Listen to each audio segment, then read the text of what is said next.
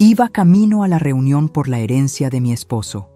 Cuando subí al auto, un hombre sin hogar corrió y gritó: «Señora, no encienda ese coche, su nuera». Se me hieló la sangre, pero cuando llegué a la reunión, la sanguijuela se desmayó al verme. Estaba a punto de encender el motor cuando lo escuché. Un grito desgarrador que atravesó la mañana como un cuchillo.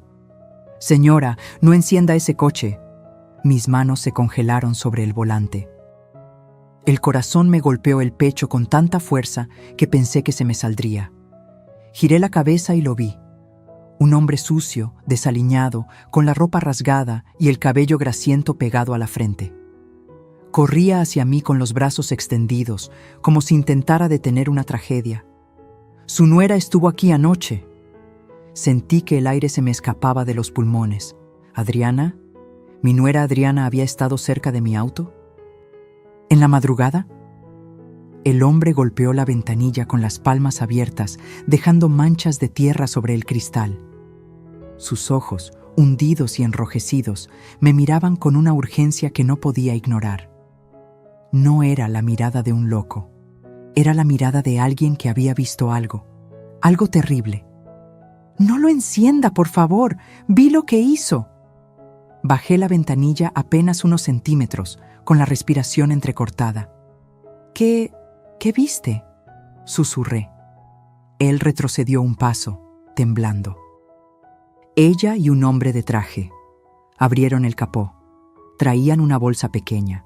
Yo estaba ahí, en la esquina.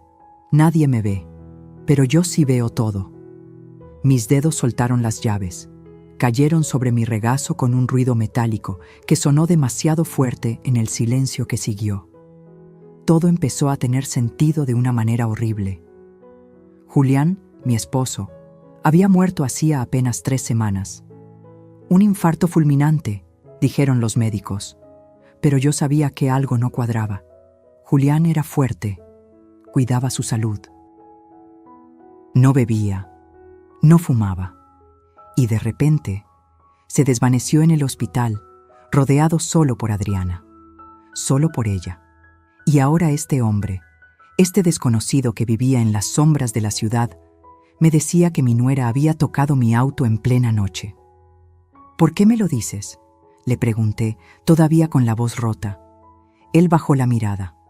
«Porque su esposo fue bueno conmigo una vez, me dio comida cuando todos me escupían. Y anoche lo soñé. Me dijo que la cuidara a usted». Se me llenaron los ojos de lágrimas. Julián, siempre tan noble, siempre tan generoso. Y ahora, incluso desde donde estuviera, intentaba protegerme. Salí del auto con las piernas temblando. El sol de la mañana me golpeó la cara, pero sentí frío. Un frío que venía desde adentro. Caminé hasta el frente del coche, abrí el capó con manos torpes y lo que vi me quitó el aliento. Un cable estaba cortado, no roto, cortado, con precisión. Y junto al motor, escondida entre las piezas metálicas, había una pequeña bolsa de plástico con un líquido transparente que olía a gasolina. Mi cuerpo entero comenzó a temblar. Si hubiera encendido ese motor, si hubiera presionado el acelerador, todo habría explotado. Yo habría explotado. Me dejé caer contra el auto, con las rodillas flojas y la vista nublada. Adriana quería matarme. Mi propia nuera, la mujer que abrazaba a mi hijo cada noche, la que me sonreía en cada cena familiar, la que me llamaba Mamá Elvira con esa voz dulce y falsa, había intentado asesinarme. Y lo peor de todo, tenía que ir a la notaría, esa misma mañana, a la lectura del testamento de Julián. Ella estaría ahí, sonriendo, esperando, creyendo que yo nunca llegaría. Si esta historia te atrapó desde la primera palabra, suscríbete a este canal para seguir descubriendo relatos de vida que te harán sentir, reflexionar y nunca olvidar. Cerré el capó con fuerza, sequé mis lágrimas con el dorso de la mano y miré al hombre que acababa de salvarme la vida. «¿Cómo te llamas?», le pregunté. «Todos me dicen el Flaco, señora». «Gracias, Flaco. Gracias por escuchar a Julián». Saqué todo el efectivo que tenía en mi bolso. No era mucho, pero era algo. Se lo puse en las manos. Vuelvo pronto, y cuando vuelva, quiero que me cuentes todo lo que viste, cada detalle. Él asintió, apretando los billetes contra su pecho como si fueran oro. Llamé a un taxi. No iba a arriesgar mi vida en ese auto. No todavía. Pero mientras el taxi avanzaba por las calles de la ciudad, una certeza fría y dura se instaló en mi pecho. Adriana había cometido un error. Me había subestimado. Creía que yo era solo una viuda vieja, débil, fácil de eliminar. Pero estaba equivocada, porque ahora yo sabía, y una mujer que sabe es peligrosa. La notaría me esperaba, mi nuera me esperaba, y yo iba a entrar por esa puerta como si nada hubiera pasado. Pero por dentro ya estaba en guerra, y esta vez no iba a perder. La sala de la notaría olía a papel viejo y a café recalentado. Las paredes color beige, los cuadros con marcos dorados, el escritorio de caoba. Todo parecía diseñado para dar solemnidad al momento. Pero yo no sentía solemnidad. Sentía náusea. Adriana ya estaba ahí cuando llegué, sentada junto a mi hijo Marcelo, con las piernas cruzadas y esa sonrisa perfecta que siempre usaba como máscara. Llevaba un vestido negro ajustado, discreto pero elegante, el cabello recogido en una coleta baja, aretes de perla, maquillaje impecable, la viuda perfecta, o eso quería parecer. Cuando me vio entrar, sus ojos se abrieron apenas un segundo más de lo normal. Fue un gesto casi imperceptible. Pero yo lo vi. Vi la sorpresa. Vi el miedo. Ella no esperaba que yo llegara viva. «Mamá». Marcelo se levantó de inmediato y me abrazó. Su cuerpo estaba tenso, cargado. Mi hijo había envejecido 10 años en 3 semanas. Tenía ojeras profundas, la barba sin arreglar, y cuando me apretó contra su pecho, sentí que temblaba. «Mi amor», susurré, acariciándole la espalda. «Estoy aquí». Adriana también se levantó. Caminó hacia mí con pasos medidos, casi teatrales, y me abrazó con esa calidez falsa que ya me revolvía el estómago. «Mamá Elvira», dijo con voz suave, «qué bueno que llegaste. Estábamos preocupados». Sus manos en mi espalda eran frías, su perfume demasiado dulce. Y cuando se separó, nuestros ojos se encontraron por un instante demasiado largo. Yo no aparté la mirada. Ella sí. «Bueno, comencemos». El licenciado Romero, un hombre de unos 60 años con lentes gruesos y corbata azul, abrió una carpeta de cuero sobre el escritorio. «Sé que este es un momento difícil para la familia Ortega, pero es necesario cumplir con los últimos deseos del señor Julián». A su lado, el joven abogado Germán Solís tomaba notas en silencio desde el rincón. Me senté frente al escritorio, Marcelo a mi derecha, Adriana a mi izquierda, tan cerca que podía escuchar su respiración. El licenciado comenzó a leer. Al principio, todo parecía normal. La casa principal quedaba a mi nombre, las cuentas bancarias personales también. Algunos terrenos en Puebla serían repartidos entre Marcelo y su hermana Sofía, que vivía en Monterrey y no pudo venir. Pero entonces llegó la parte que me hizo sentir como si el piso se abriera bajo mis pies. Y conforme a la disposición testamentaria modificada el 12 de agosto del año pasado, el licenciado hizo una pausa y me miró por encima de sus lentes. Sí. Las propiedades ubicadas en la colonia Roma, la bodega en Tlalnepantla y el departamento en Polanco quedan a nombre de la señora Adriana Salazar de Ortega. Silencio. Un silencio tan pesado que podía sentirlo aplastándome el pecho. ¿Qué? Mi voz salió apenas como un susurro. El licenciado carraspeó incómodo. Fue una modificación hecha por el señor Julián 3 meses antes de su fallecimiento, firmada ante notario. Aquí está la documentación. Empujó unos papeles hacia mí. Mis manos temblaban tanto que apenas podía sostenerlos. Ahí estaba, la firma de Julián, su nombre, la fecha. Pero algo no cuadraba. Julián jamás me habría ocultado algo así. Jamás habría dejado propiedades millonarias a nombre de Adriana sin siquiera mencionármelo. Éramos un equipo. Siempre lo fuimos. Mamá, papá me lo comentó. La voz de Marcelo sonó cansada, casi derrotada. Dijo que Adriana había sido un gran apoyo para él en los últimos meses, que quería asegurar nuestro futuro. Me giré hacia mi hijo con el corazón desgarrado. ¿Y tú lo sabías? ¿Lo sabías y no me dijiste nada? Marcelo bajó la mirada.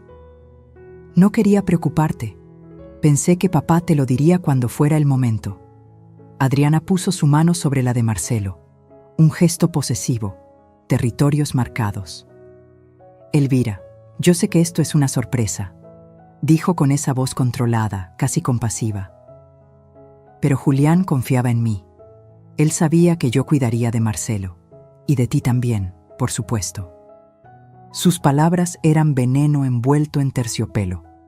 Me levanté de la silla. Las piernas me pesaban como si cargara piedras. Necesito aire. Salí de la sala antes de que alguien pudiera detenerme. El pasillo de la notaría era estrecho y frío. Me apoyé contra la pared, intentando respirar, intentando pensar. 3 propiedades, millones de pesos, a nombre de Adriana. Y ella había intentado matarme esa misma mañana. ¿Por qué? ¿Qué más quería? ¿Qué más le faltaba por quitarme? La respuesta llegó clara, brutal. Ella quería todo. Escuché pasos detrás de mí. Era Adriana. Salió de la sala con esa sonrisa inquebrantable, como si nada en el mundo pudiera tocarla. Elvira, entiendo que estés sorprendida, pero esto es lo que Julián quería. Deberíamos respetar su voluntad, ¿no crees? La miré fijamente. Cada músculo de mi cuerpo estaba tenso. ¿Tú estuviste cerca de mi auto anoche? Su sonrisa vaciló. Solo por un segundo, pero fue suficiente. ¿Qué? No, ¿por qué habría de...? Alguien te vio. Sus ojos se endurecieron. La máscara comenzaba a resquebrajarse. No sé de qué hablas, Elvira. Tal vez el estrés te está afectando. Deberías descansar. Se dio la vuelta y regresó a la sala, dejándome sola en ese pasillo helado. Pero algo había cambiado en mí. Ya no tenía miedo. Tenía claridad. Adriana había planeado todo esto. Manipuló a Julián. Falsificó documentos. Intentó matarme. Y ahora, frente a un notario, estaba cobrando su botín. Pero cometió un error. Me dejó viva. Y yo iba a usar cada segundo que me quedara para desenmascarar su traición, recuperar lo que era mío y hacer que pagara por lo que le hizo a Julián. Regresé a la sala. Me senté. Firmé lo que tenía que firmar. Pero por dentro ya había comenzado la guerra. Y esta vez iba a pelear hasta el final. Los días siguientes fueron una pesadilla silenciosa. Regresé a mi casa. Esa casa que Julián y yo construimos juntos hace 30 años, y todo me parecía diferente. Las paredes ya no me protegían. Los muebles, los cuadros, las fotos enmarcadas, todo parecía susurrarme la misma pregunta. ¿Qué pasó realmente? No podía dormir, no podía comer. Cada vez que cerraba los ojos, veía la bolsa de gasolina escondida en el motor. Veía la sonrisa de Adriana. Escuchaba su voz dulce y venenosa. Y entonces comenzaron los rumores. Fue en el mercado donde lo escuché por primera vez. Había ido temprano a comprar verduras, intentando mantener algo de normalidad en mi vida destrozada. La señora Lupita, que vende chiles y jitomates en el puesto de la esquina, me saludó con esa sonrisa incómoda que la gente pone cuando no sabe qué decir. «Doña Elvira, qué gusto verla. ¿Cómo está?» «Aquí, Lupita. Poco a poco». Ella asintió, pero su mirada evitaba la mía. Acomodó los jitomates en la charola, nerviosa. «Oiga, ¿es cierto que...?» Se detuvo. Tragó saliva. «No, perdón. No debería meterme». Algo en mi pecho se tensó. «¿Qué es cierto, Lupita?» Ella bajó la voz, acercándose apenas. «Dicen que don Julián no murió de infarto, que algo raro pasó en el hospital. Me quedé helada. La bolsa de verduras casi se me cae de las manos. ¿Quién dice eso? Es que la gente habla, doña Elvira. Dicen que su nuera iba todos los días al hospital, sola, y que los doctores nunca supieron explicar bien qué pasó. Un hombre tan sano. Así nomás. Hizo un gesto con la mano, como si algo se desvaneciera en el aire. No le respondí. Pagué, tomé mis cosas y salí de ahí con el corazón latiéndome en los oídos. Pero no terminó ahí. En la farmacia, la cajera me miró con lástima. En la panadería, 2 señoras dejaron de hablar en cuanto entré. Y en la esquina de mi calle vi a la vecina del número 12, doña Carmela, platicando con otra mujer. Cuando me vieron pasar, bajaron la voz y se voltearon.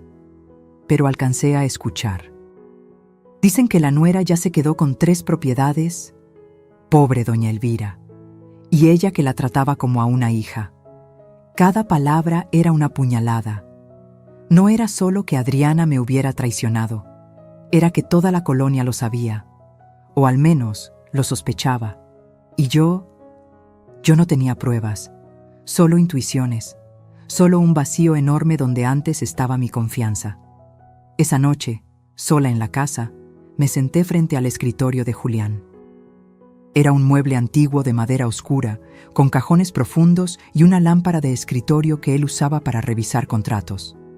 Abrí el primer cajón, papeles, facturas viejas, recibos de luz. El segundo cajón, libretas, plumas, una foto nuestra en Acapulco, sonriendo bajo el sol. Mis ojos se llenaron de lágrimas. Julián, ¿qué te hicieron?, susurré. Entonces vi algo que no había notado antes. En el tercer cajón, hasta el fondo, había una carpeta manila. Estaba escondida debajo de unos planos arquitectónicos viejos. La saqué con manos temblorosas.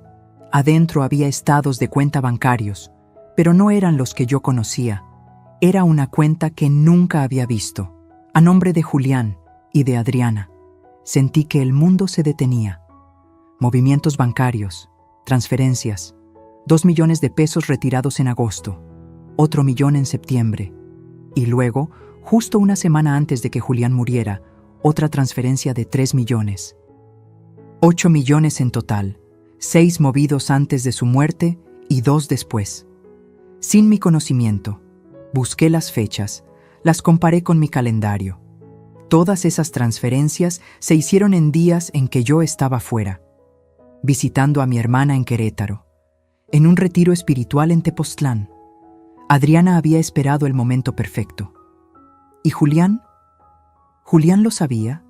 ¿O ella lo había engañado a él también? Mis manos temblaban tanto que los papeles se arrugaban entre mis dedos. Entonces sonó el teléfono. Era un número desconocido. Dudé, pero contesté. ¿Señora Elvira Montes? Sí, ¿quién habla? Soy el doctor Vargas. Trabajé en el Hospital San Rafael cuando su esposo estuvo internado. Mi respiración se cortó. ¿Qué necesita, doctor? Hubo una pausa larga, demasiado larga. Necesito hablar con usted, en persona. Hay algo que debió haberse investigado en su momento. Pero nadie quiso escucharme. El corazón me golpeaba tan fuerte que sentía el pulso en las sienes. ¿De qué está hablando? De las últimas horas de su esposo, de lo que encontramos en su sangre y de quién estuvo con él cuando todo pasó. Cerré los ojos. Las lágrimas corrieron libres, calientes, furiosas. Dígame dónde y cuándo. Mañana, a las 3 de la tarde, en la cafetería frente al hospital. Venga sola. Colgó. Me quedé ahí, sentada en el escritorio de Julián, con los estados de cuenta esparcidos frente a mí y el teléfono todavía en la mano. Los rumores eran ciertos. Algo horrible había pasado, y todos lo sabían, pero nadie se atrevía a decirlo en voz alta, menos yo, porque yo ya no iba a callar. Mañana me enteraría de la verdad, de toda la verdad, y si Adriana había matado a mi esposo, si había envenenado sus últimos días de vida para robarme todo. Entonces ella también tendría que pagar. No importaba cuánto tiempo me tomara, no importaba cuánto me doliera. Julián merecía justicia, y yo iba a dársela. Esa noche no pude dormir. Me quedé despierta en la cama, mirando el techo, recordando, intentando encontrar el momento exacto en que todo comenzó a desmoronarse. El momento en que Adriana dejó de ser la nuera cariñosa y se convirtió en esto. Y entonces lo vi claro. Fue hace 4 años. Marcelo llegó a casa un domingo con ella, colgada de su brazo, sonriendo como si hubiera ganado la lotería. Tenía 28 años entonces. Él, 32. Mamá, papá, quiero presentarles a alguien muy especial. Adriana entró a nuestra sala con pasos seguros, casi ensayados.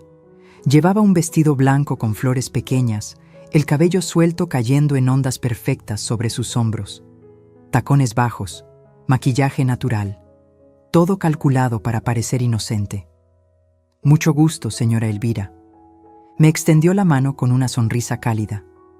Marcelo me ha hablado tanto de usted. Julián quedó encantado desde el primer momento. «Qué muchacha tan educada», me dijo después cuando ellos se fueron. «Y se nota que quiere a nuestro hijo». Yo no dije nada, pero algo en mi estómago no estaba tranquilo.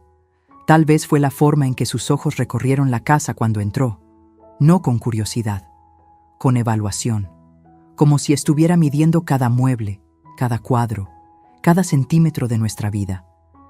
Tal vez fue la manera en que tocó el jarrón de porcelana de la entrada y preguntó, con esa voz dulce, ¿esto es antiguo? Debe valer una fortuna. O tal vez fue simplemente instinto de madre. Ese cosquilleo incómodo que te dice, esta persona no es lo que aparenta. Pero Marcelo estaba enamorado, y cuando un hijo está enamorado, las madres nos volvemos invisibles. Se casaron 6 meses después. Una boda grande, cara, que pagamos Julián y yo casi en su totalidad. Adriana dijo que su familia no podía aportar mucho porque venían de una situación humilde. Nosotros, por supuesto, entendimos, o eso creímos. Después de la boda, las cosas cambiaron poco a poco. Tan despacio que casi no lo notas. Como cuando una planta se marchita, no muere de golpe, se va apagando hoja por hoja. Primero fueron las cenas familiares. Adriana siempre tenía una excusa para llegar tarde o irse temprano. Tengo trabajo, me duele la cabeza. Marcelo y yo tenemos planes. Luego empezó a opinar sobre todo. Suegra, ¿no cree que esta sala necesita una renovación? Se ve un poco anticuada. Julián, he visto unas propiedades increíbles en Polanco. Deberían invertir antes de que suban más de precio. Marcelo me contó que tienen terrenos en Puebla. ¿No sería mejor venderlos y poner ese dinero a trabajar? Siempre hablaba de dinero, de inversiones, de propiedades. Y Julián, que era un hombre noble pero confiado, empezó a escucharla. Es inteligente, Elvira, me decía. Tiene visión para los negocios. Yo intenté advertirle, más de una vez. Julián, esa muchacha solo habla de dinero. ¿No te parece extraño? Él se reía. Estás exagerando, mi amor. Solo quiere ayudar. Pero yo no exageraba. Recuerdo el día en que encontré una tarjeta de crédito en el bolsillo de la chamarra de Julián. Una tarjeta que no reconocí. La revisé. Estaba a nombre de él, pero Adriana era la usuaria adicional. Gastos, cientos de miles de pesos en ropa, restaurantes, viajes, todo pagado por mi esposo. Cuando lo confronté, Julián se puso incómodo. Le presté la tarjeta un par de veces, para emergencias. ¿Emergencias? Le mostré el estado de cuenta. ¿Un bolso de 50,000 pesos es una emergencia? Elvira, por favor, es la esposa de nuestro hijo. ¿Qué quieres que haga? ¿Que le diga que no? Esa fue la primera vez que peleamos por ella, y no fue la última. Adriana comenzó a visitar a Julián en su oficina. Solo para pedirle consejos, decía Marcelo. Pero yo sabía que había algo más. Veía cómo mi esposo llegaba a casa cada vez más callado, más distante. Un día lo encontré en su estudio, con la cabeza entre las manos. ¿Qué pasa, mi amor? Nada. Estoy cansado. Julián, háblame. Él levantó la vista. Sus ojos estaban cansados, tristes. Firmé unos papeles que tal vez no debí firmar. Mi corazón se detuvo. ¿Qué papeles? Adriana me pidió que le ayudara con una inversión. Dijo que era urgente, que Marcelo estaba preocupado por el futuro. Yo solo quería ayudar. ¿Cuánto? 2 millones. Sentí que el piso se abría bajo mis pies. Julián. ¿Estás loco? Ya sé que fue una estupidez, pero ella dijo que lo devolvería, que era solo temporal. Por supuesto, nunca devolvió nada, y cuando intenté hablar con Marcelo, él me defendió a ella. Mamá, estás siendo injusta. Adriana no es así. Tú no la conoces como yo. Marcelo, abre los ojos. Esa mujer está usando a tu padre. ¡Ya basta! Su voz explotó en la sala. Siempre has desconfiado de ella, desde el primer día. ¿Sabes qué? Adriana tenía razón. Dijo que nunca me aceptaría ser feliz. Esas palabras me rompieron, porque no eran las palabras de mi hijo, eran las palabras de ella, saliendo de su boca.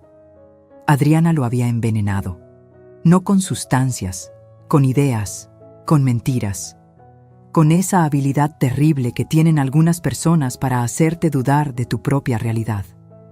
Y mientras yo perdía a mi hijo, Julián se enfermaba. Empezó con cansancio, luego mareos, luego dolores de estómago que los doctores no lograban explicar. ¿Es estrés?, decían. Descanse más. Pero yo sabía que no era estrés, porque cada vez que Adriana lo visitaba, Julián empeoraba. Hasta que un día, en el hospital, mientras yo estaba en Querétaro visitando a mi hermana enferma, Julián tuvo un paro cardíaco fulminante, y la única persona que estaba con él en ese momento era Adriana. Ahora, sentada en mi cama, con las sábanas frías y la casa en silencio, entendí todo. Adriana no había entrado a esta familia por amor. Había entrado a destruirnos. Y lo peor de todo, lo había logrado. Pero todavía quedaba una cosa que no pudo quitarme: mi voluntad de pelear. Mañana me reuniría con el doctor Vargas. Mañana sabría la verdad sobre lo que pasó en ese hospital. Y cuando tuviera las respuestas, Adriana descubriría que subestimó a la mujer equivocada. Porque una madre puede perdonar muchas cosas, pero nunca perdonará a quien le arrebató al amor de su vida. Y yo acababa de decidir que el perdón ya no era una opción. A la mañana siguiente desperté con una certeza helada en el pecho. Necesitaba pruebas, necesitaba algo concreto, tangible, que no pudiera ser ignorado o desechado como paranoia de viuda. Algo que incluso Marcelo no pudiera negar. Y ese algo estaba en mi cochera. Bajé las escaleras todavía en bata, con el cabello recogido en una trenza despeinada. El sol apenas comenzaba a colarse por las ventanas, tiñendo todo de naranja pálido. La casa olía a café viejo y a silencio. Me preparé una taza de té que no me tomé. Mis manos temblaban demasiado. A las 8 de la mañana llamé a don Servando. Él había sido el mecánico de confianza de Julián por más de 20 años. Un hombre de 60 y tantos, con manos manchadas de grasa y una honestidad a prueba de todo. Si alguien podía decirme la verdad sobre lo que había en mi auto, era él. «Doña Elvira», su voz sonó sorprendida al otro lado de la línea. «¿Cómo está? Cuánto lo siento por don Julián». «Gracias, Servando. Necesito que vengas a mi casa. Es urgente. ¿Le pasa algo al coche?» «No lo sé. Eso es lo que necesito que me digas». Hubo una pausa. «Voy para allá». Llegó media hora después, en su camioneta destartalada que olía a aceite quemado y a cigarro. Traía su caja de herramientas y esa expresión seria que ponía cuando las cosas eran importantes. «Muéstreme el auto, doña». Lo llevé a la cochera. Mi sedán gris estaba estacionado en el mismo lugar donde lo dejé después del grito del flaco. No lo había tocado desde entonces, no me había atrevido. Servando se agachó frente al capó, lo abrió con cuidado y durante varios minutos no dijo nada. Solo revisaba, tocaba, movía cables. Su ceño fruncido se fue haciendo cada vez más profundo. «Dios santo», murmuró. Mi estómago se contrajo. «¿Qué pasa?». Él sacó una linterna pequeña de su bolsillo y alumbró hacia el motor. Luego se volteó hacia mí con una expresión que nunca le había visto. Miedo puro. «Doña Elvira, ¿usted encendió este coche después de estacionarlo aquí?». «No, alguien me advirtió que no lo hiciera». «Gracias a Dios». Se limpió las manos en un trapo sucio y me hizo una seña para que me acercara. «Venga, mire esto». Me acerqué, aunque cada paso me costaba trabajo. No quería ver, pero tenía que hacerlo. Servando señaló un cable cortado limpiamente, casi quirúrgicamente. Este es el cable que conecta el sistema de encendido con la bomba de combustible. Está cortado, no roto. Cortado con algo filoso. Una navaja, probablemente. Sentí que la garganta se me cerraba. ¿Y eso qué significa? Que alguien quería que el auto no arrancara de inmediato, que usted insistiera, que lo intentara varias veces. ¿Por qué? Él sacó algo con unas pinzas. Era una bolsa plástica de 8,5 centímetros, con mezcla volátil colocada sobre el múltiple de escape. El cable de ignición estaba seccionado con cuchilla. Un montaje compatible con ignición secundaria y explosión instantánea. Mi respiración se detuvo. ¿Qué habría pasado si yo hubiera insistido en encenderlo? Servando me miró directo a los ojos. El calor habría derretido la bolsa, el líquido habría caído sobre el motor caliente, y con las chispas del arranque, hizo una pausa. Habría explotado, doña Elvira. Usted habría explotado. Las piernas me fallaron. Tuve que apoyarme contra la pared de la cochera para no caer. El mundo daba vueltas. ¿Estás seguro? Completamente. Esto no es un accidente. Esto no es vandalismo de algún chamaco idiota. Esto es... Tragó saliva. Intento de asesinato. Las palabras quedaron suspendidas en el aire, pesadas como piedras. Intento de asesinato. Alguien había querido matarme. Alguien había planeado que yo muriera quemada dentro de mi propio auto, en mi propia cochera, sin testigos, sin escapatoria. Y ese alguien era Adriana. Servando. Mi voz salió como un susurro roto. Necesito que documentes todo esto, fotos, videos, lo que sea necesario. Ya lo estaba pensando. Sacó su celular. Voy a grabar todo. Y luego deberíamos llamar a la policía. No, todavía no. Él me miró confundido. Doña Elvira, esto es grave. Si alguien intentó... Lo sé, pero necesito más pruebas. Necesito que esto sea irrefutable, porque la persona que hizo esto, me temblaba la voz, es mi nuera. Y si voy a acusarla, necesito que no haya ninguna duda, ninguna. Servando cerró el capó con cuidado, como si el auto fuera una bomba que todavía pudiera explotar. «Su nuera, Adriana», asentí. Un hombre sin hogar la vio a ella y a otro hombre, aquí en la madrugada, manipulando el auto. Servando negó con la cabeza, incrédulo. «Dios mío, pero, ¿por qué? ¿Qué gana ella con...?» «Todo». Las lágrimas comenzaron a rodar por mis mejillas. «Gana todo. La herencia, las propiedades, el control total sobre mi hijo. Si yo desaparezco, ella se queda con todo». Servando maldijo entre dientes. Guardó sus herramientas con movimientos bruscos, furioso. «Esto no se va a quedar así, doña Elvira. No voy a permitir que le pase nada. No va a pasarme nada», dije limpiándome las lágrimas con el dorso de la mano. «Porque ahora sé lo que ella es capaz de hacer. Y ya no voy a darle otra oportunidad». Servando terminó de grabar todo. Me pasó los videos a mi celular. Cada cable cortado, cada ángulo de la bolsa derretida, cada centímetro de evidencia. «¿Qué van a hacer ahora?», me preguntó antes de irse. «Voy a reunirme con alguien. Un doctor que trabajó con Julián en el hospital, y después Después voy a armar un caso tan sólido que ni el mejor abogado del mundo pueda defenderla. Servando puso una mano sobre mi hombro. Don Julián estaría orgulloso de usted. Esas palabras me rompieron y me reconstruyeron al mismo tiempo. Cuando se fue, me quedé en la cochera, mirando ese auto que casi se convierte en mi ataúd. Y algo dentro de mí cambió para siempre. Ya no era solo dolor lo que sentía, era furia. Una furia fría, calculada, implacable. Adriana había intentado borrarme de este mundo. Había intentado convertirme en cenizas para quedarse con todo lo que Julián y yo construimos. Pero cometió un error fatal. Me subestimó. Creyó que una viuda de 68 años sería fácil de eliminar. Creyó que nadie me escucharía. Creyó que podía salirse con la suya. Pero estaba a punto de descubrir que la mujer más peligrosa del mundo es aquella que ya no tiene nada que perder.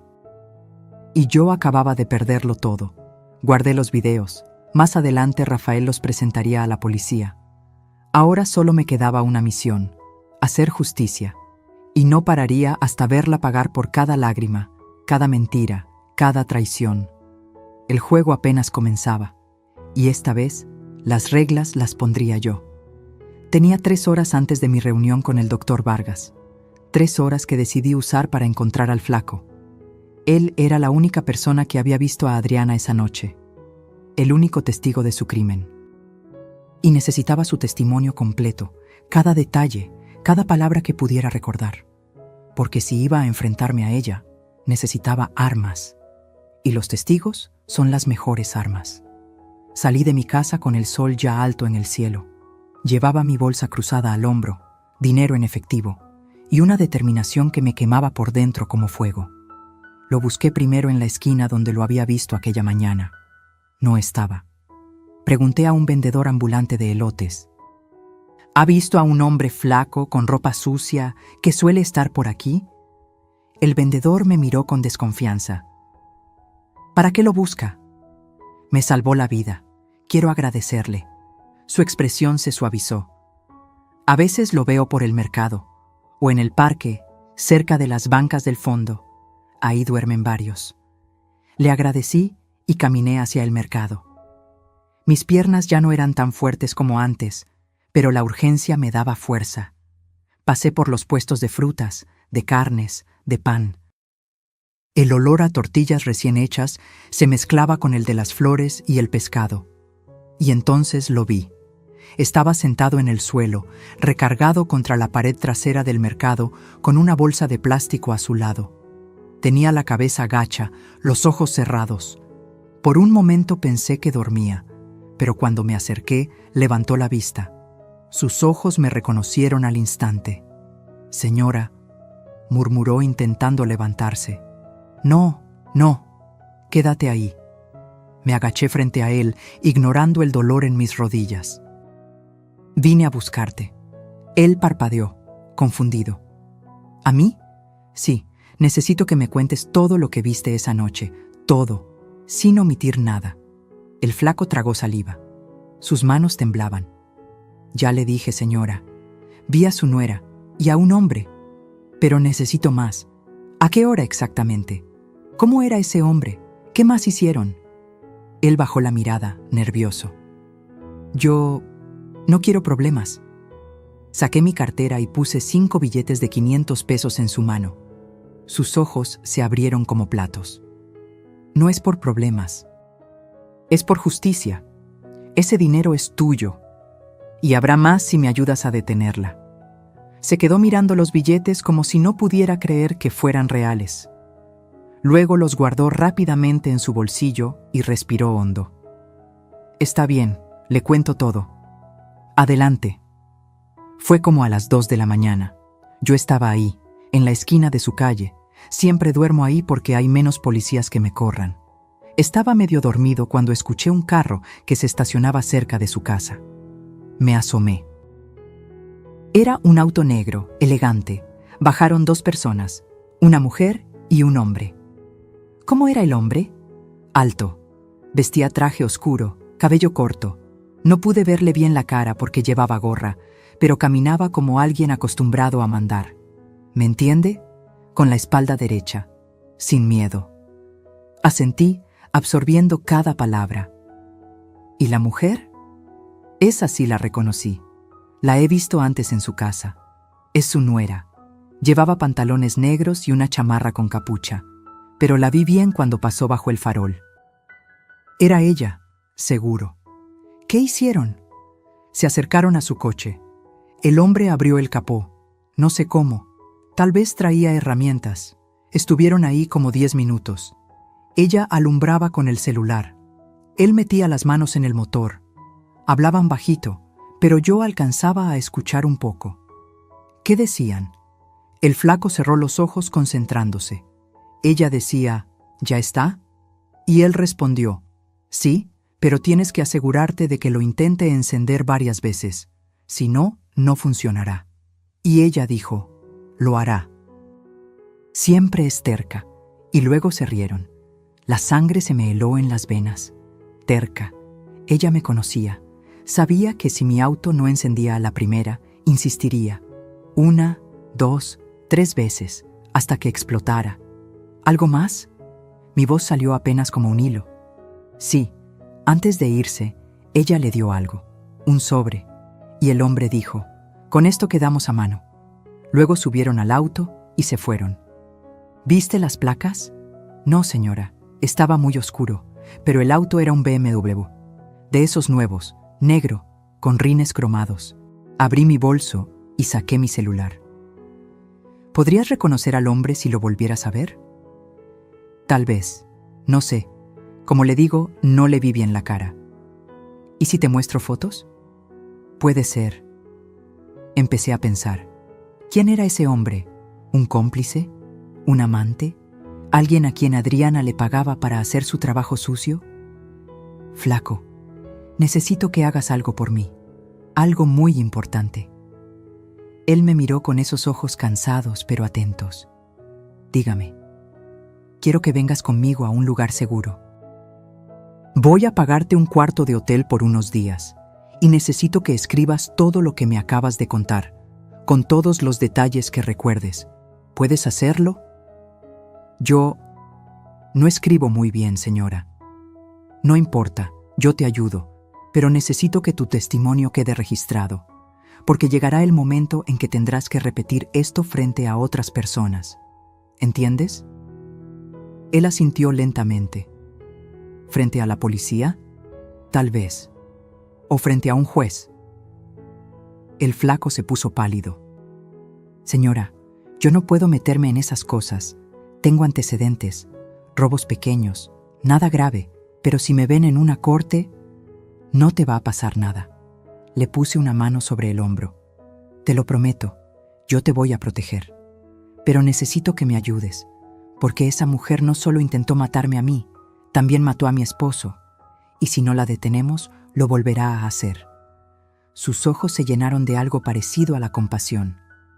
Su esposo fue bueno conmigo, me trató como persona, no como basura.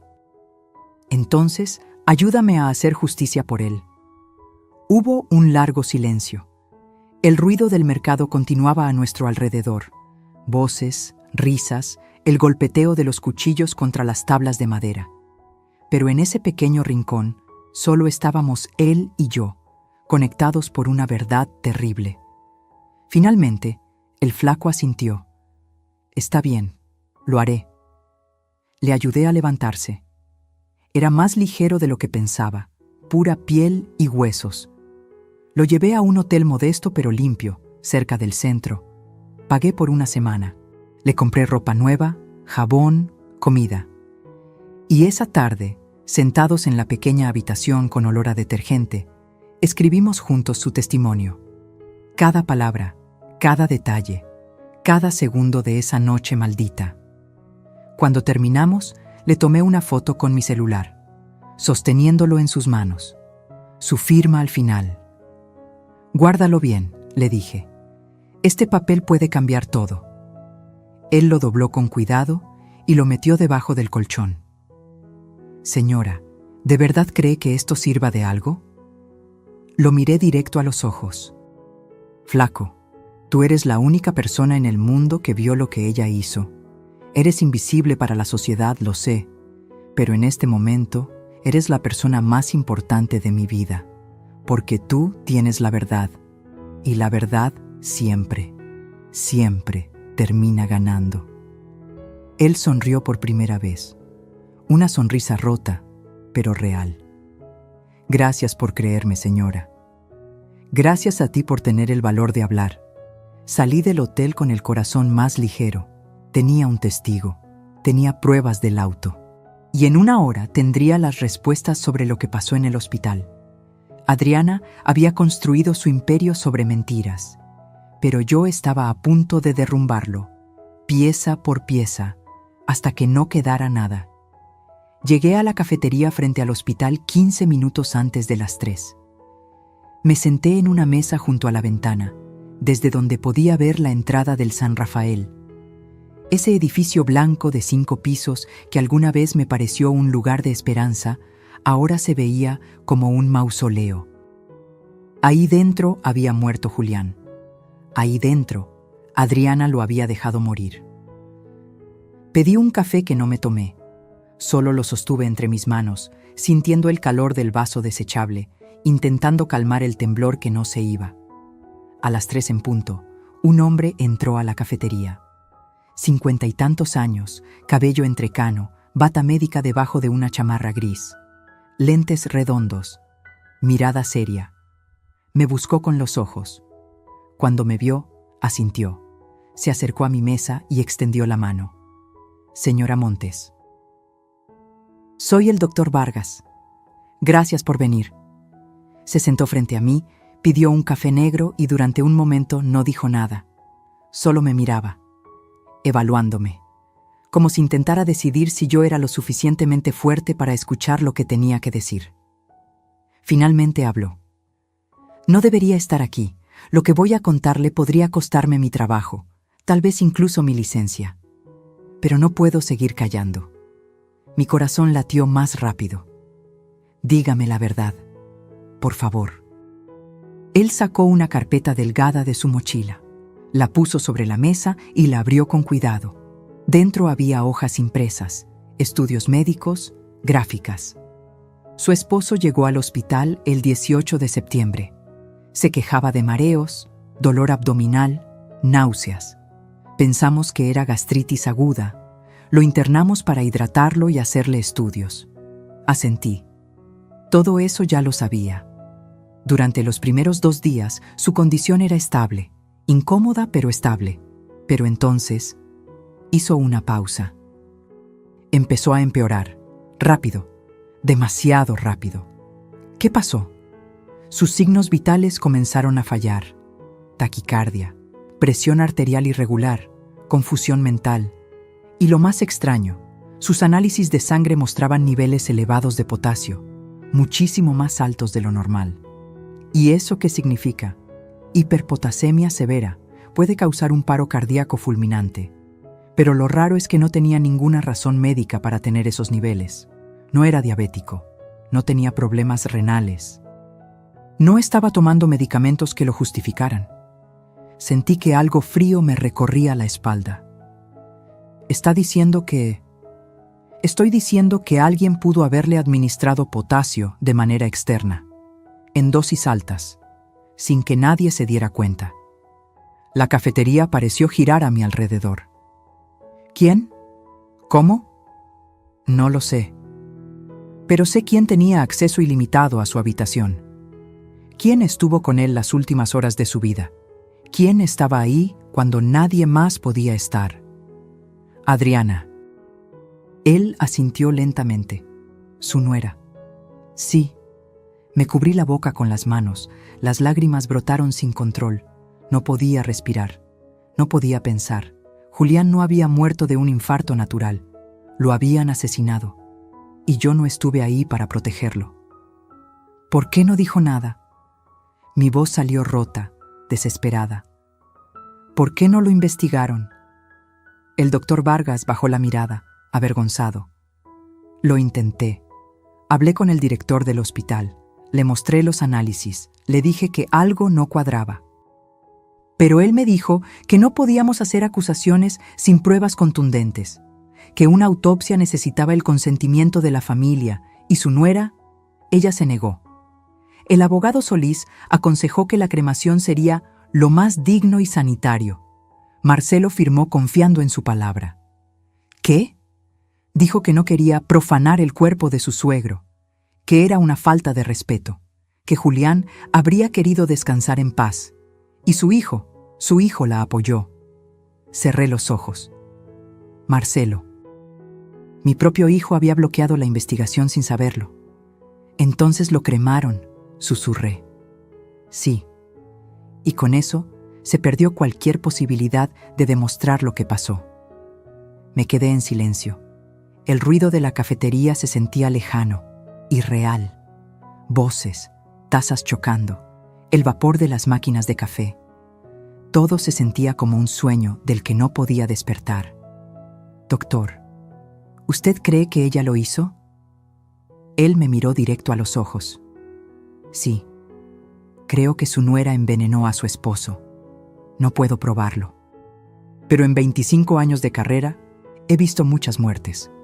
Y esta no fue natural. Las lágrimas rodaron libres por mis mejillas. ¿Cómo lo hizo? Pudo ser con suplementos de potasio. Son fáciles de conseguir. Se venden sin receta. En dosis normales son inofensivos. Pero en dosis altas, mezclados en comida o bebida, son letales. Y lo peor, dejan muy poco rastro, especialmente si el cuerpo es cremado. Me sentí vacía, como si alguien me hubiera arrancado el alma. Él confiaba en ella, dije con voz temblorosa. Julián confiaba en todo el mundo. Era su mayor virtud y su perdición. Lo siento mucho, señora Montes. ¿Puedo quedarme con estos documentos? Él empujó la carpeta hacia mí. Son copias. Úselas como necesite. Si esto llega a un juicio, yo declararé. No me importa lo que me pase. Su esposo merece justicia. Le apreté la mano con fuerza. Gracias. No sabe cuánto significa esto para mí. Cuando el doctor Vargas se fue, me quedé sentada en esa cafetería durante casi 1 hora. No podía moverme. No podía llorar más. Solo estaba ahí, mirando por la ventana, viendo a la gente entrar y salir del hospital.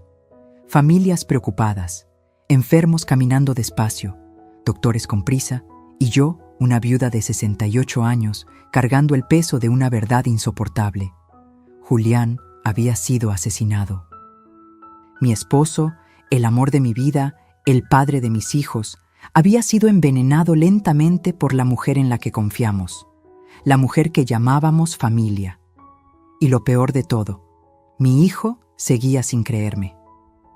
Marcelo me había dicho paranoica. Me había dicho que dejara de inventar cosas. Me había dicho que Adriana era inocente. ¿Cómo le dices a un hijo que su esposa es una asesina? ¿Cómo destruyes su mundo para salvar la verdad? Me levanté de la mesa. Pagué. Salí a la calle. El aire frío de la tarde me golpeó la cara, pero no lo sentí. Caminé sin rumbo durante un rato. Pasé frente a una iglesia. Dudé. Hacía años que no entraba a una, pero algo me empujó adentro. El interior estaba casi vacío. Solo una señora mayor rezando en la primera fila y el olor a incienso flotando en el aire. Me senté en una banca del fondo y miré hacia el altar.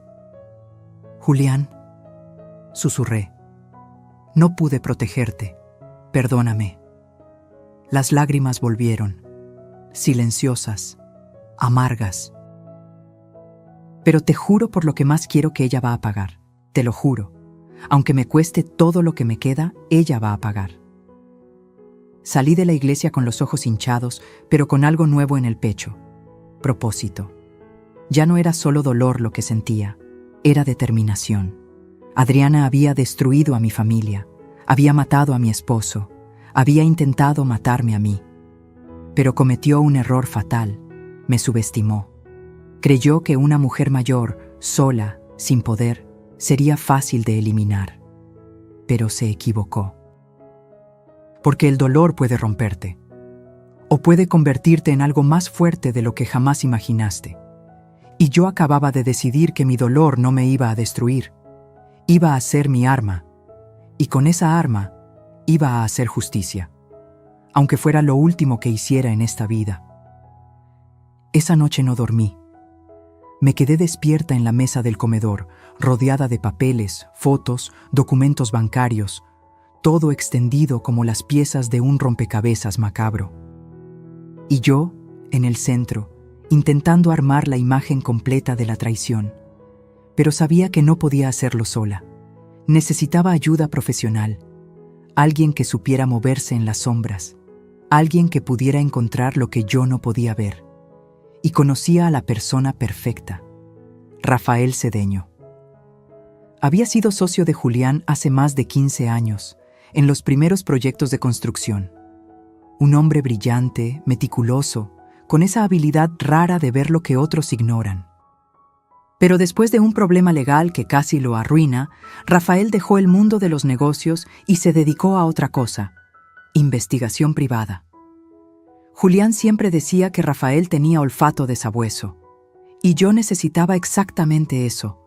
Lo llamé a las 7 de la mañana. ¿Elvira? Su voz sonó sorprendida. ¿Cuánto tiempo? Lo siento mucho por Julián. Era un gran hombre. Gracias, Rafael. Necesito verte. Es urgente. Hubo una pausa. ¿Estás bien? No, pero voy a estarlo. ¿Puedes reunirte conmigo hoy? Dime dónde. 2 horas después estábamos sentados en un restaurante discreto en la colonia Condesa. Rafael llegó con un portafolio de cuero gastado y esa mirada penetrante que siempre me había intimidado un poco. 52 años, cabello corto con canas en las sienes, barba de 3 días, traje oscuro sin corbata.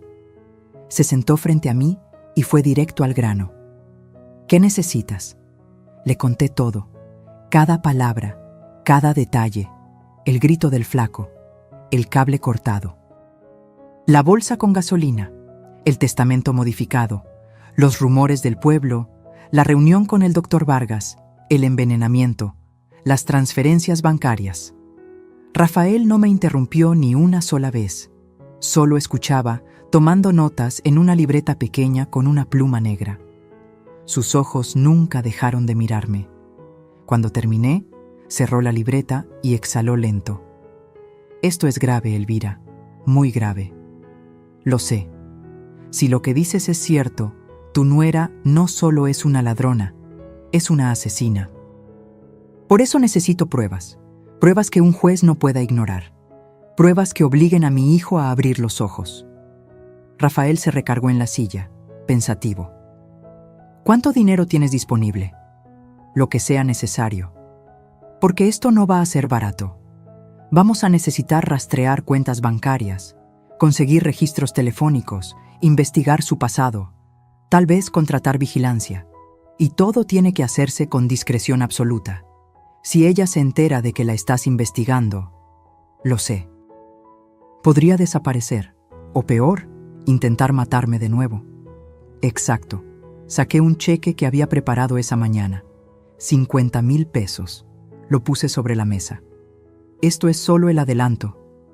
Rafael miró el cheque, luego me miró a mí. ¿Estás segura de que quieres hacer esto? Porque una vez que abramos esta caja, no hay vuelta atrás. Lo que encontremos puede cambiar tu vida para siempre. Mi vida ya cambió, Rafael. Ya perdí a mi esposo. Ya perdí la confianza de mi hijo. Ya casi pierdo mi propia vida. No tengo nada más que perder, excepto mi dignidad, y esa no pienso regalársela. Él sonrió apenas, una sonrisa triste pero respetuosa. Julián tenía razón sobre ti. Siempre decía que eras la más fuerte de los dos. Tomó el cheque y lo guardó. Está bien, acepto el caso, pero vamos a hacer esto a mi manera, sin emociones, solo hechos, solo evidencia sólida. ¿De acuerdo? De acuerdo. Durante los siguientes 10 días, Rafael trabajó en silencio. Yo seguí con mi vida normal. O al menos, aparentándolo. Iba al mercado, visitaba a mi hermana, atendía el jardín, sonreía cuando era necesario, pero por dentro, cada segundo era una tortura de espera. Rafael me llamaba cada 2 días para actualizarme. Primera llamada. Encontré algo interesante. Adriana no se llama realmente Adriana Salazar. Cambió su nombre hace 8 años. Su nombre original era Adriana Méndez Ruiz y tiene antecedentes. ¿Qué tipo de antecedentes? Fraude menor. Hace 10 años fue acusada de estafar a un hombre mayor en Guadalajara. El caso se cerró porque el hombre murió antes del juicio. La sangre se me heló. ¿Murió? Infarto. Al menos, eso dice el certificado de defunción. Pero las coincidencias empiezan a ser demasiadas, ¿no crees? Segunda llamada. Las transferencias que encontraste no son las únicas. Hay más. Muchas más. Coincidía con lo que ya había hallado. 8 millones en total, 6 antes de su muerte y 2 después. Todas realizadas durante el último año. Todas a cuentas que Adriana controlaba. Pero lo interesante es que algunas de esas transferencias se hicieron desde su cuenta personal, después de que él estuviera hospitalizado. Eso es imposible. Él estaba inconsciente. Exacto, lo que significa que alguien tenía acceso a sus contraseñas bancarias, y solo hay una persona que pudo tenerlas. Tercera llamada. Contraté vigilancia. Adriana se ha reunido 3 veces en la última semana con un hombre, mismo tipo que describe tu testigo. Alto, traje oscuro, BMW en negro. Conseguí fotos. Te las mando. Minutos después, las fotos llegaron a mi celular. Y lo que vi me dejó sin aliento.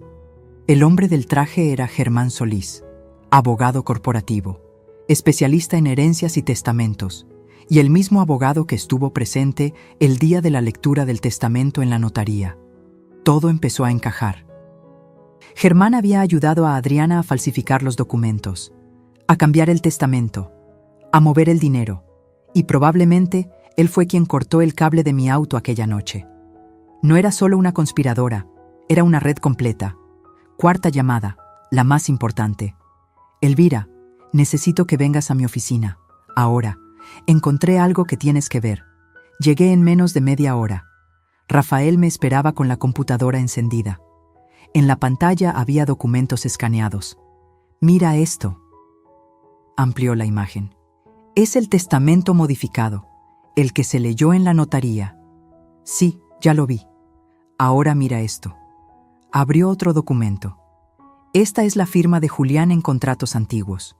Fíjate en la inclinación de la J, en la forma de la O, en el espacio entre las letras. Lo vi. Ahora mira la firma en el testamento modificado. La comparación era evidente. No era la misma firma. Era buena, muy buena, casi perfecta, pero no era idéntica. Es falsa, susurré. Correcto. Julián nunca firmó ese testamento. Alguien lo hizo por él, y ese alguien es muy profesional. Probablemente Germán. Los abogados saben copiar firmas. Es parte de su entrenamiento forense. Sentí que las piernas me temblaban. Esto es suficiente, ¿verdad? Con esto podemos ir a la policía. Rafael negó con la cabeza. Es un buen inicio, pero no es suficiente para un arresto. Necesitamos más. Necesitamos una confesión, o al menos algo que los ate directamente al crimen. ¿Y cómo conseguimos eso? Él me miró con esa intensidad que me daba escalofríos. Tendiéndoles una trampa. Mi corazón latió más rápido. ¿Qué tipo de trampa? Una que ellos no puedan rechazar. Una donde se sientan seguros, donde bajen la guardia y donde cada palabra que digan quede grabada. Sonreí por primera vez en días. Dime qué tengo que hacer. Y así comenzó la fase final de mi venganza.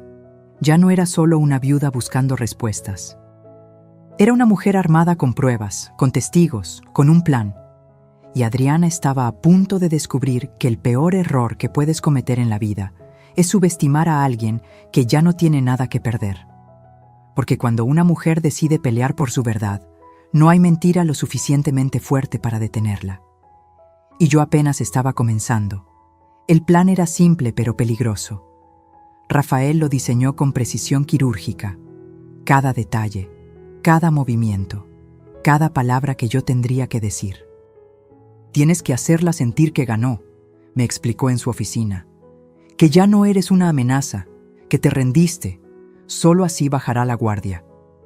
¿Y cómo hago eso? Llamándola, invitándola a cenar, diciéndole que quieres hacer las paces, que estás cansada de pelear, que quieres firmar la repartición de bienes en paz y seguir adelante con tu vida.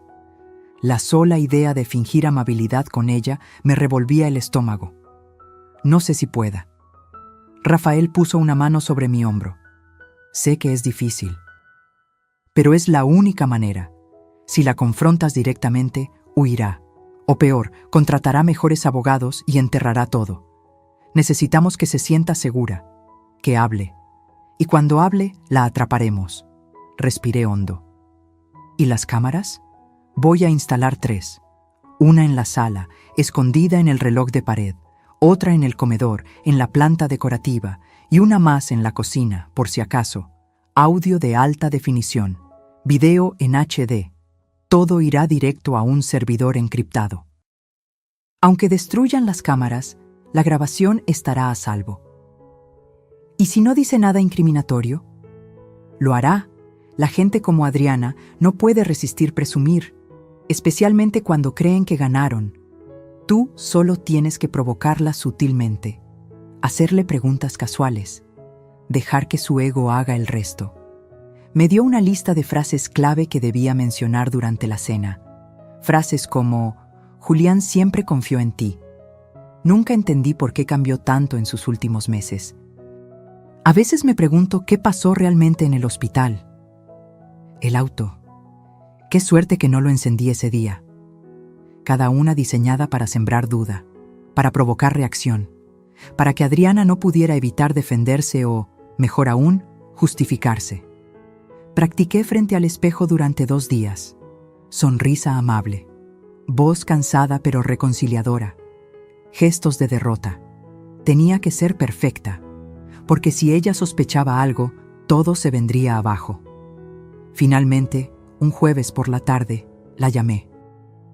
Mi mano temblaba cuando marqué su número. Elvira, su voz sonó sorprendida.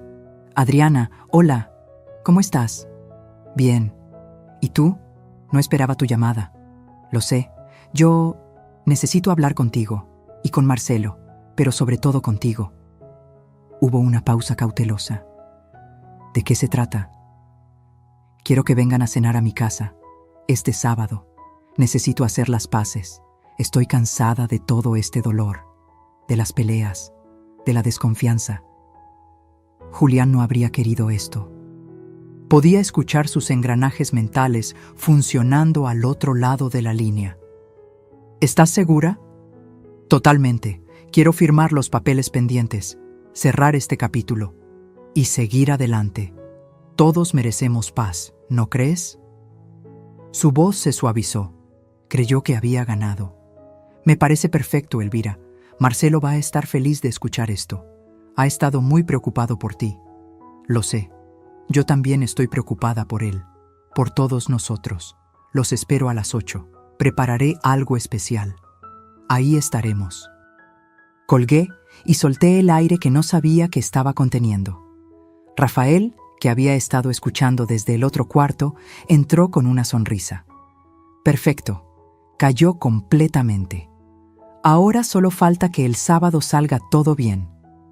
Saldrá bien. Confía en el proceso.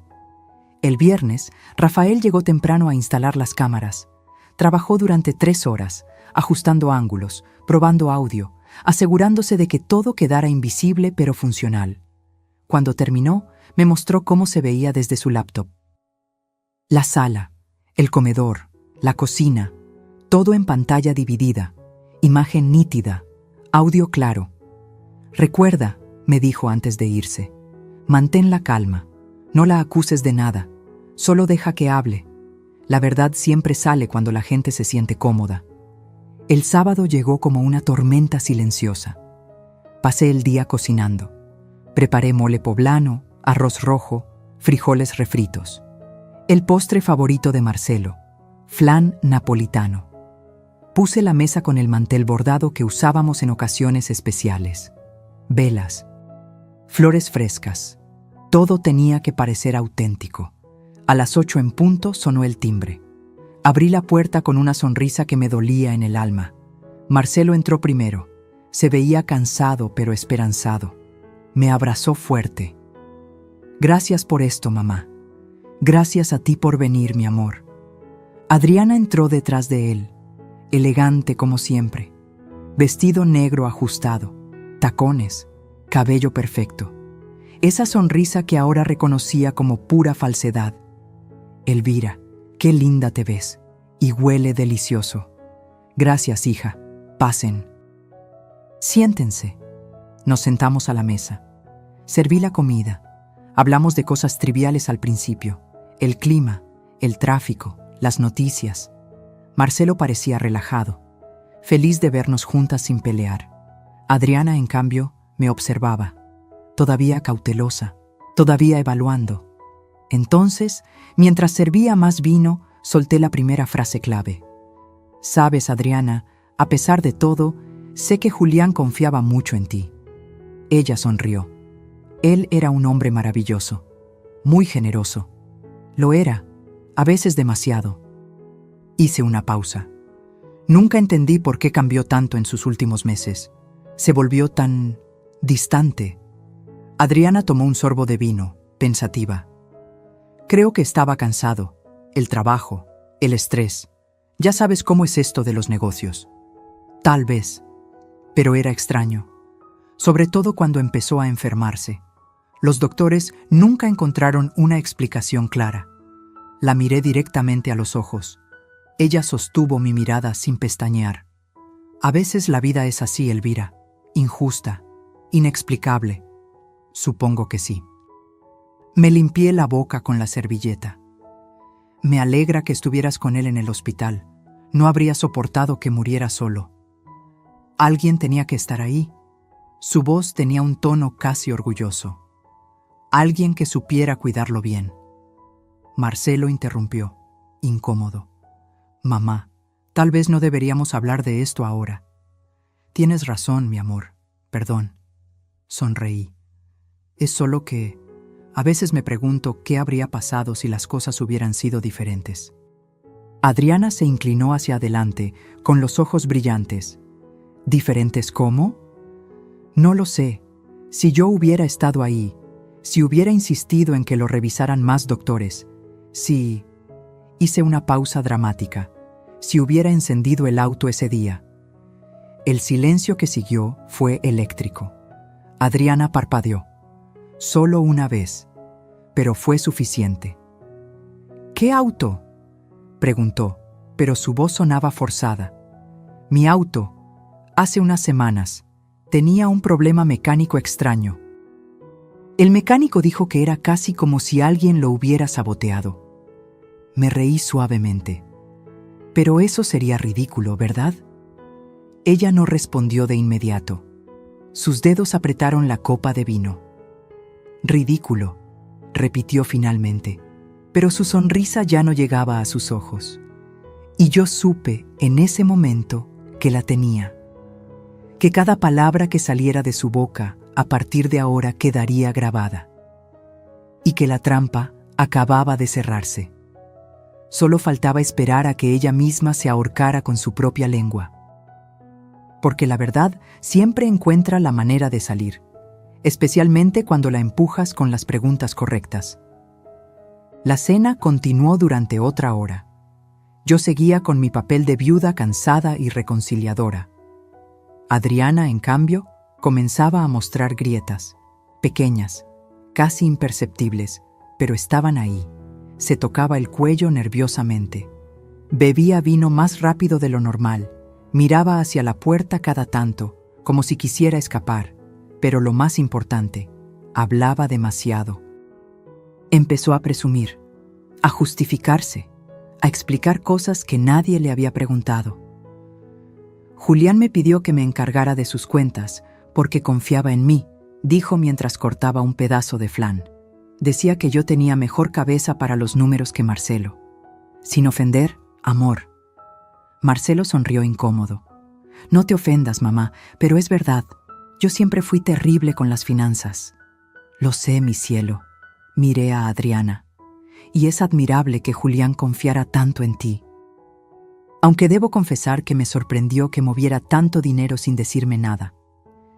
Ella dejó el tenedor sobre el plato. Eran inversiones, oportunidades que no podían esperar. Él entendía eso. Por supuesto, aunque... Hice una pausa, como si recordara algo. El banco me llamó hace unos días. Dijeron que hubo transferencias después de que Julián estuviera en el hospital, inconsciente. Qué extraño, ¿no? Adriana se puso rígida. Deben estar equivocados. Los bancos cometen errores todo el tiempo. Tal vez. Sonreí dulcemente. O tal vez alguien tenía sus contraseñas. El silencio cayó como un yunque. Marcelo nos miraba confundido, sintiendo la tensión, pero sin entender su origen. Adriana, en cambio, me miraba fijamente. Sus ojos ya no eran dulces, eran duros, calculadores. Elvira, ¿a dónde quieres llegar con todo esto? A ningún lado, hija. Solo estoy tratando de entender cómo funcionaban las cosas, para cerrar este capítulo en paz, como dijimos.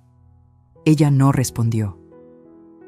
Solo tomó su copa de vino y la vació de un trago.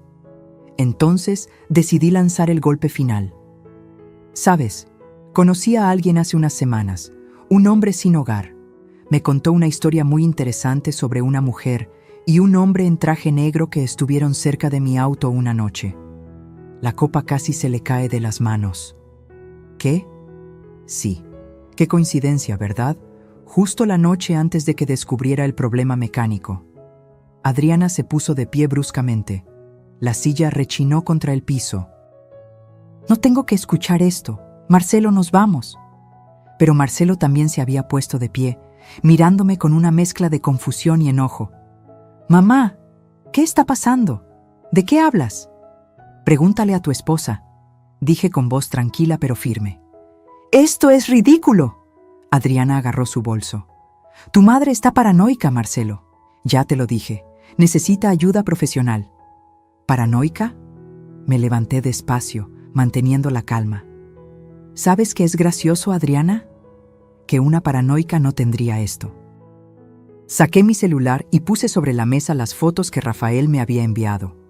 Adriana con Germán Solís, en restaurantes, en estacionamientos, en su auto. Los ojos de Marcelo se abrieron como platos. ¿Qué es esto? Tu esposa con el abogado que modificó el testamento de tu padre. El mismo abogado que estuvo presente en la lectura. El mismo hombre que, según mi testigo, la ayudó a sabotear mi auto. Adriana retrocedió, pálida. Eso no prueba nada. Germán es un colega, un amigo. Un amigo que te ayudó a robar 8 millones de pesos. Un amigo que falsificó la firma de Julián. Un amigo que intentó matarme. Mientes. ¿Quieres que llame al doctor que atendió a tu suegro? ¿El que encontró niveles anormales de potasio en su sangre? ¿El que sospechó que fue envenenado? Marcelo dio un paso atrás, como si lo hubieran golpeado. No, no puede ser. Adriana se volvió hacia él, con lágrimas falsas brotando de inmediato. Amor, no le creas. Está inventando todo.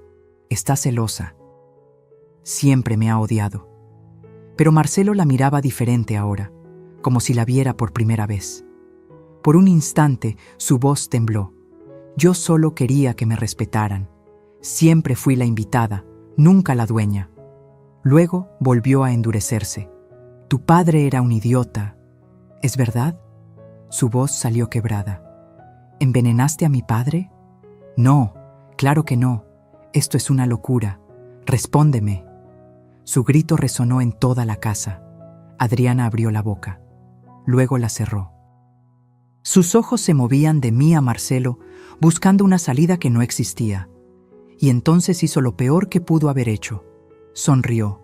Una sonrisa fría, calculadora, vacía de cualquier pretensión de inocencia. Tu padre era un idiota, dijo con voz cortante. Un viejo tonto que firmaba lo que fuera con tal de que lo hicieran sentir importante. Fue tan fácil manipularlo que hasta daba risa. Marcelo retrocedió como si lo hubieran apuñalado. Dios mío. ¿Y sabes qué?, continuó Adriana, ahora sin freno. Me arrepiento de solo una cosa, de no haber terminado el trabajo con ella también. Me señaló con desprecio. Pero no te preocupes, todavía hay tiempo. Sacó algo de su bolso, un cuchillo pequeño, plateado, filoso. Marcelo gritó. Adriana, no. Pero ella ya se había lanzado hacia mí. No tuve tiempo de pensar, solo de reaccionar. Me moví hacia un lado. El cuchillo pasó rozando mi brazo, rasgando la manga de mi blusa. Y entonces la puerta principal se abrió de golpe. Rafael entró corriendo, seguido de 2 policías uniformados. ¡Al suelo! ¡Suelte el arma!, gritó uno de ellos mientras apuntaban a Adriana. Rafael, sin perder la calma, mostró a los agentes que las cámaras transmitían todo en tiempo real al servidor seguro. Adriana se quedó paralizada. El cuchillo cayó de sus manos. Su rostro pasó del odio al pánico en un segundo. Los policías la sometieron, la esposaron. Mientras la arrastraban hacia la puerta, ella gritaba. «Esto es trampa. Ella me provocó. Me tendieron una trampa». Rafael se acercó a mí. «¿Estás bien?», asentí, todavía temblando. «Lo grabaste todo, ¿verdad? Cada palabra, cada movimiento. Está en el servidor, irrefutable». Marcelo estaba sentado en el suelo, con la cabeza entre las manos, sollozando como un niño. Me arrodillé junto a él y lo abracé. «Lo siento, hijo, lo siento tanto. Yo no sabía». Su voz era un susurro roto. «Mamá, perdóname. No te creí. Pensé que estabas...» «Shh. Ya pasó, ya pasó». Los policías se llevaron a Adriana.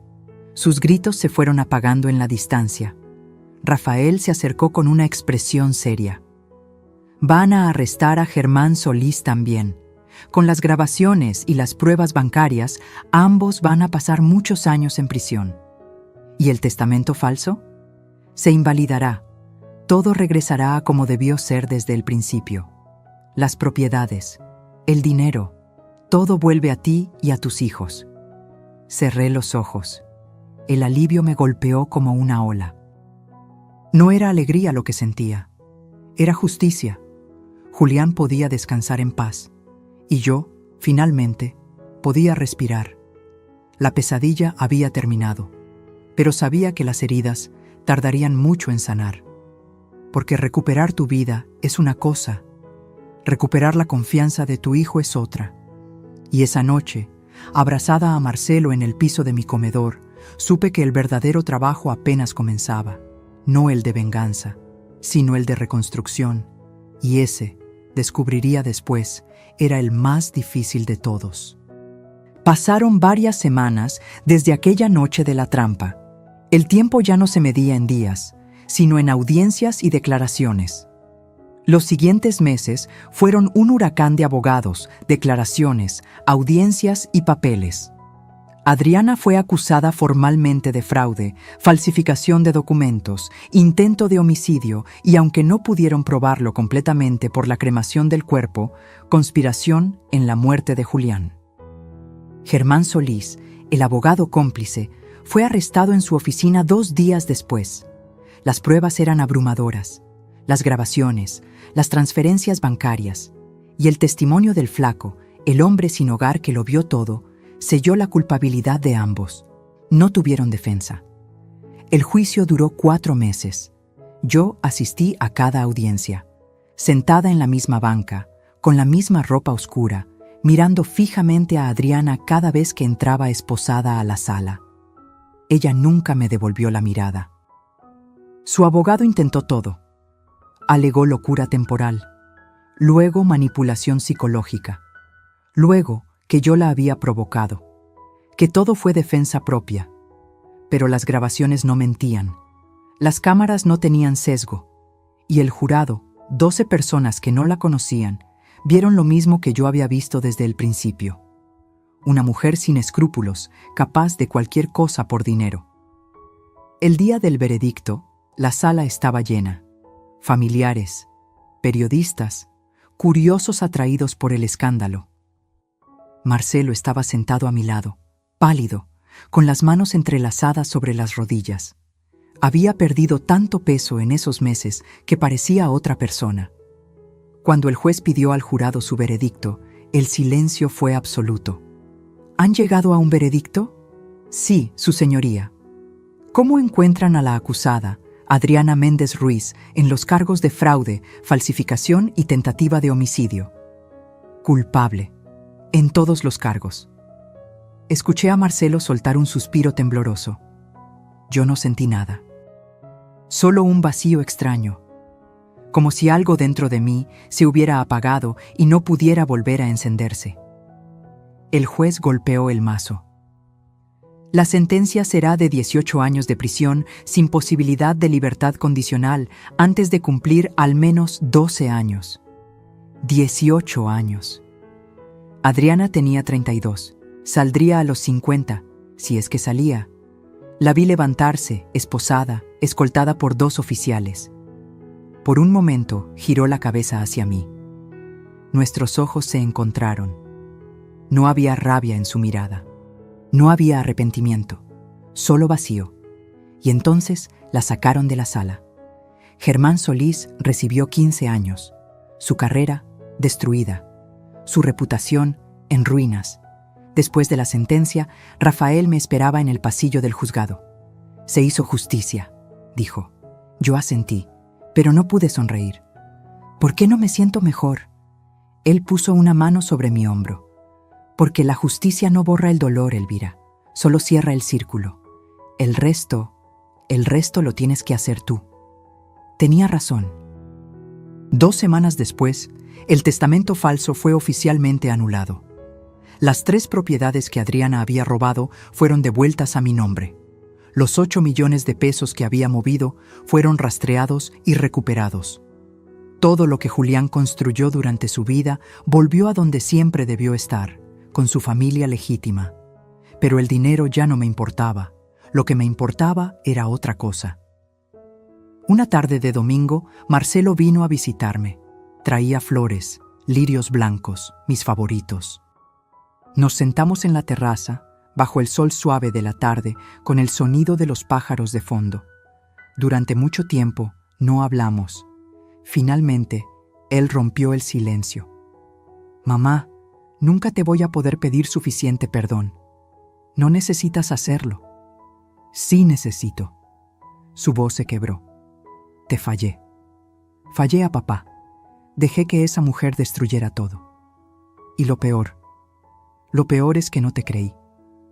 Te llamé paranoica. Te di la espalda cuando más me necesitabas. Puse mi mano sobre la suya. Estabas enamorado. Y el amor ciega. Lo sé mejor que nadie. No es excusa. No, pero es una explicación. Lo miré a los ojos. Hijo, Adriana no te engañó solo a ti. Nos engañó a todos. Era muy buena en lo que hacía. Demasiado buena. Y tú solo querías ser feliz. No hay nada de malo en eso. Las lágrimas rodaron por sus mejillas. ¿Cómo puedes perdonarme? Porque eres mi hijo, y porque sé que tu padre también te habría perdonado. Él te amaba, y donde quiera que esté, sé que solo quiere verte feliz. Marcelo se derrumbó. Lloró como no lo había hecho en años, y yo lo abracé, como cuando era niño. Como cuando se caía y venía corriendo a buscar consuelo en mis brazos, porque eso nunca cambia. Un hijo siempre será tu hijo, sin importar cuánto tiempo pase, sin importar cuántos errores cometa. El amor de una madre no tiene condiciones. Ese mismo mes tomé una decisión. Vendí 2 de las propiedades que Adriana había intentado robar. Con ese dinero, creé un fondo fiduciario para mi nieto, el hijo de Marcelo, que apenas tenía 6 años. Un niño inocente que había perdido a su abuelo y ahora crecería sin madre.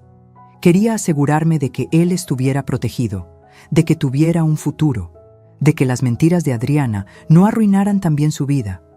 El resto del dinero lo doné. Parte fue para el Hospital San Rafael, con la condición de que mejoraran sus protocolos de seguridad para pacientes vulnerables. Otra parte fue para un refugio de personas sin hogar, porque el flaco me había salvado la vida. Y si él, alguien invisible para la sociedad, pudo ser mi ángel guardián, entonces había miles como él que merecían una oportunidad. No lo hice por reconocimiento. Lo hice porque Julián habría hecho lo mismo, y porque finalmente entendí algo que me había tomado toda una vida aprender. La verdadera riqueza no está en lo que posees, está en lo que haces con lo que tienes. Está en cómo tratas a las personas que no pueden darte nada a cambio. Está en dormir tranquila sabiendo que hiciste lo correcto, aunque nadie te estuviera mirando. Una tarde, mientras organizaba el estudio de Julián, encontré una carta. Estaba escondida dentro de uno de sus libros favoritos, una carta que nunca envió, fechada 2 semanas antes de morir. Decía: Elvira, si estás leyendo esto, es porque algo me pasó. Necesito que sepas que cometí errores. Confié en la persona equivocada.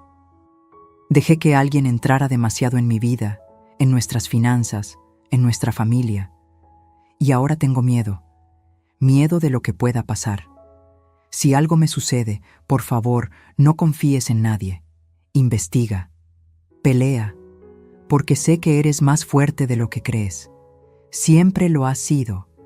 Te amo y lo siento. La carta cayó de mis manos.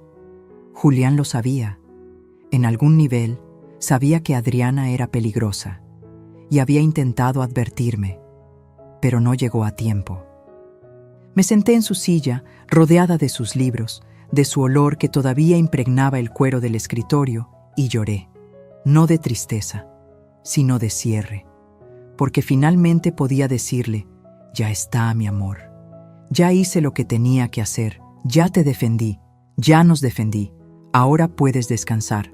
Y sentí, por primera vez desde su muerte, que él realmente descansaba, que la justicia, aunque tardía, aunque incompleta, había llegado. Y que yo, una mujer de 68 años que había sido subestimada, traicionada, casi asesinada, había ganado, no con rabia, no con venganza, sino con dignidad, y esa, descubrí, era la victoria más poderosa de todas. 6 meses después del juicio, una mañana de diciembre, desperté con una necesidad que no podía ignorar. Tenía que verlo, al flaco, al hombre que sin saberlo había cambiado el curso de todo. El hombre que con un solo grito desesperado me había salvado la vida y desencadenado la justicia. Hacía tiempo que no lo veía. Después del juicio, le había conseguido trabajo en una pequeña empresa de limpieza. Le había pagado un cuarto modesto en una vecindad. Le había dado dinero para ropa, comida, medicinas. Pero nunca le había dicho gracias. No de verdad, no de la forma en que merecía. Lo busqué durante 2 días. No estaba en su trabajo, no estaba en su cuarto. Nadie lo había visto. Y entonces, una tarde fría, lo encontré, en el mismo lugar donde todo comenzó, la esquina de mi calle, sentado contra la pared, con la misma ropa raída de siempre, a pesar de todo lo que le había dado. Me acerqué despacio. Él levantó la vista y me reconoció. Señora Elvira. Flaco, te he estado buscando. Él sonrió con tristeza. Lo siento, es que no pude quedarme en el cuarto. No pude seguir en el trabajo. No encajo ahí. La calle es mi casa. Siempre lo ha sido. Me senté a su lado. Ignoré las miradas de la gente que pasaba. Ignoré el frío del concreto. Ignoré todo excepto a él. No vine a regañarte, vine a agradecerte. Él negó con la cabeza. No tiene nada que agradecer. Tengo todo que agradecer. Saqué un sobre de mi bolso. Sin ti, yo estaría muerta. Sin tu grito, sin tu valentía, Adriana se habría salido con la suya. Por eso quiero darte esto. Le extendí el sobre. Él lo abrió con manos temblorosas. Dentro había un cheque, 100,000 pesos. Sus ojos se llenaron de lágrimas. Señora, yo no puedo aceptar esto. Sí puedes, y lo harás, porque te lo ganaste. Haz lo que quieras con ese dinero. Viaja, descansa, o dónalo si quieres, Pero tómalo, porque es tuyo, porque salvaste una vida, y eso no tiene precio. Él apretó el cheque contra su pecho, sollozando en silencio. No fue solo mi mérito, dijo entre lágrimas. Fue su esposo, él me habló esa noche. Me quedé inmóvil. ¿Qué? Lo soñé. Clarito. Estaba dormido en esa esquina, y de repente lo vi, parado frente a mí, con un traje gris, sonriendo. Me dijo: «Cuida a mi esposa, está en peligro, no dejes que encienda el auto». Y cuando desperté, usted estaba ahí, subiendo al coche, y yo grité. No sé por qué, solo grité. Las lágrimas rodaron libres por mis mejillas. «Julián», susurré. Él la amaba mucho, señora. Eso se sentía en el sueño, mucho. Miré al cielo. Las nubes grises del invierno se movían despacio. El aire olía a lluvia próxima. «Gracias, Julián», dije en voz baja. «Gracias por cuidarme. Gracias por enviarme un ángel cuando más lo necesitaba». El flaco se limpió las lágrimas con la manga sucia de su chamarra. «Señora, ¿usted cree en esas cosas? ¿En los sueños? ¿En que los muertos nos cuidan?» Lo miré a los ojos. Antes no creía. Pensaba que todo era casualidad, coincidencias. Pero ahora sé que hay algo más. Algo que no podemos ver pero que está ahí, cuidándonos, guiándonos. Julián me envió a ti, y tú me salvaste.